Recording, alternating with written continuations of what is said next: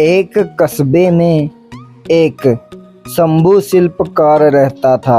वह पहाड़ों से बड़े बड़े पत्थर तोड़कर लाता और उसे आकार देकर मूर्तियां बनाता। इस रोजगार में मेहनत बहुत ज़्यादा थी और आमदनी कम। दिन भर धूप पसीने में काम करते हुए शंभू पत्थर तोड़ता। यह काम उसके पूर्वज भी किया करते थे।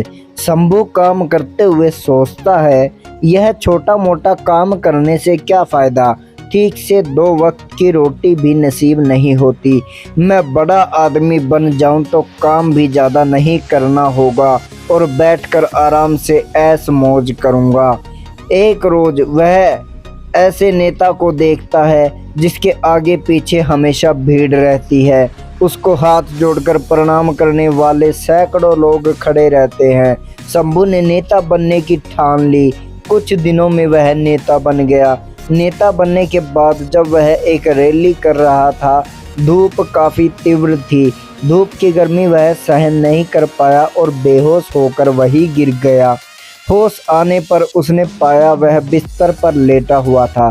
बिस्तर पर लेटे लेटे वह सोचने लगा कि नेता से बलवान वह सूर्य है जिसकी गर्मी कोई सहन नहीं कर पाता। मुझे अब सूर्य बनना है। कुछ दिनों बाद वह सूर्य भी बन गया। शंभू अब गर्व से चमकता रहता और भीषण गर्मी उत्पन्न करता। तभी उसने देखा एक मजदूर खेत में आराम से काम कर रहा है। उसने गर्मी और बढ़ाई मगर मजदूर पर कोई फर्क नहीं पड़ा। विचार किया तो उसे मालूम हुआ ठंडी ठंडी हवा पृथ्वी पर बह रही है। तब शंभू ने विचार किया, हवा बनकर मैं और भी शक्तिशाली बन जाऊंगा। कुछ दिनों बाद वह हवा बन गया। हवा बनकर वह इतराता इठलाता इधर उधर घूमने लगा। अचानक उसके सामने विकराल पर्वत आ गया जिसको पार वह नहीं जा सका। तब उसने सोचा, मैं इससे भी बड़ा पर्वत बनकर रहूंगा। कुछ समय बाद वह विशालकाय पर्वत बन गया। अब उसे अपने आकार और शक्तिशाली होने का घमंड हो गया। कुछ दिनों बाद उसे छेनी हथौड़े की आवाज़ परेशान करने लगी। वह काफ़ी परेशान हो गया। उसकी आवाज़ इतनी कर्कश थी जो उसके शरीर को तोड़े जा रही थी। आँख खुली तो उसने देखा एक शिल्पकार उसके पर्वत को तोड़ रहा था।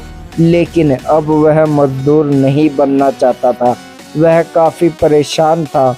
नींद खुली तो उसने आईने में पाया वह जो विशाल पर्वत को भी तोड़ने का साहस रखता है वह स्वयं ही है।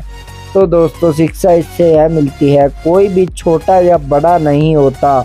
सभी के कार्य अपने अपने होते हैं। किसी भी कार्य को करने में हिचकिचाना नहीं चाहिए बल्कि गर्व का अनुभव करना चाहिए। और दोस्तों, ऐसी ही मोटिवेशनल स्टोरी सुनने के लिए मेरे चैनल को सब्सक्राइब करें। धन्यवाद दोस्तों। जय हिंद।